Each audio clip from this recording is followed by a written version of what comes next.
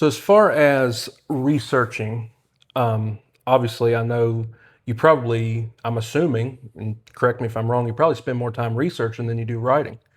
So what is your process when you research? Well, first of all, I cheat because what I do is I pick up the most famous, most well known, most prestigious biography or history, actually, is historical nonfiction by somebody famous. And first thing, I don't read the book, I go right to the bibliography in the back. Because that tells me, I mean, there will be everything listed about Yes. that subject or that character. That tells me what I need to read, to read the same thing this guy read. And so then from there, I go online. There's a wonderful website, alibris.com, all rare, out of print, used books. And I mean, you can find treasures on there for $3.95. I mean, it's amazing.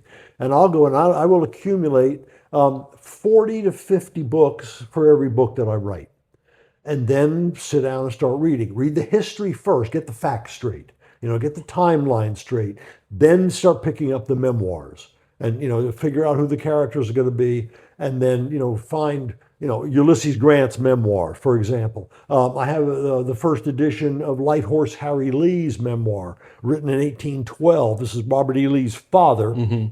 But he's the cavalry leader under George Washington. Lafayette's memoir. I mean, all on and on and on. I mean, the point is, I don't read modern biography or modern history. No, nothing wrong with that. But that's not what I need. I need the voices. I'm in the heads of characters. I'll say this. I've said this many times. Somebody said to me, "How dare you put words in the mouth of Robert E. Lee?" Okay, challenge accepted. I mean, if I dare to use those words, they had better be the right words. Right. They had better be accurate to the character, because people care, and people will know. And if you use anachronisms, you have him say something that didn't exist for 100 years. I mean, that's cheap, shortcut writing, and I just won't do it. But to get into the heads of the characters, diaries, letters, collections of a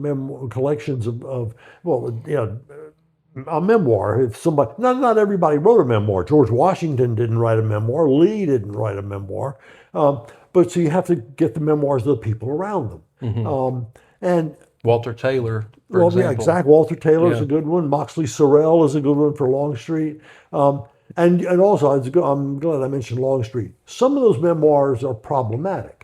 Longstreet wrote his memoir 30 years after the war, when anybody who could argue with him was dead. Yeah. Well, that's convenient. You can say anything you want. Yep. But so you have to be a little careful that, not everybody tells 100% truth in their memoir, but that's the gist of it. It has to, and all that has to happen first.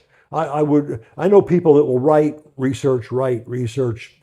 No, that would drive me crazy. So I do all the research. I make notes. I keep a notebook, and the notebook stays right on my desk when I'm working, so I can look at what date did something happen or so forth, and I can get that right. Again, people care. Don't play fast and loose with history. Don't be sloppy with history, because you'll get hammered.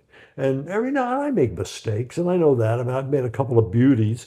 And what people don't realize is I write it, I have my editor reads it, his senior editor reads it, there are two copywriters that read it, and then a copy editor. The copy editor is the person that puts all the commas in the right place. It's not just me. I mean, it's all. So if we miss something, and we miss something almost every book, everybody missed it, Right. and so Yeah. I'm always impressed when somebody writes me and says, "Oh, you got this wrong," and I'm like, "Whoa, yes, you're right, I got that wrong. We all missed it." So Yeah. it happens. And you're human, they're human. Humans make mistakes. Right. It's going to happen.